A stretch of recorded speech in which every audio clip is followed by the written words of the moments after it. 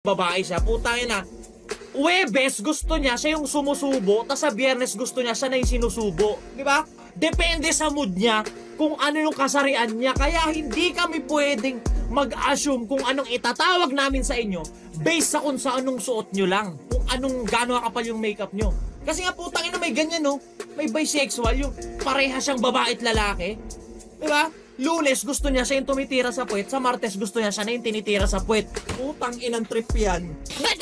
Di ba sa mga miyembro ng LGBTQA+, 1 terabyte fully paid, putang ina J7 Prime, naiyakin dyan, kung ayaw yung nagkakamali yung tao sa kung anong assumption sila, kung anong gender yung tang ina, patatuon nyo sa noo. Di ba? O kaya magdala kayo ng JBL speaker na may naka-autoplay doon na puta ina, bading ako, ang pronouns ko ay they, them, huwag kayo magkakamali. Putang ina, habang naglalakad kayo may JBL speaker kayong ganun. Para sa Quiapo.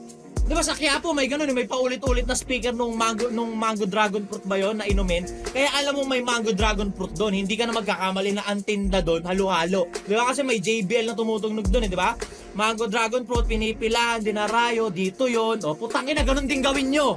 Magdala kayo ng speaker na may paulit-ulit na naka-play doon na they, them ang pronouns ko, they, them ang pronouns ko, may sayad ako sa ulo. Para walang nagkakamali. Di ba? Kayo yung mag-take actions, di ba? Towards dun sa gusto nyong ma-achieve na assumption sa inyo ng tao.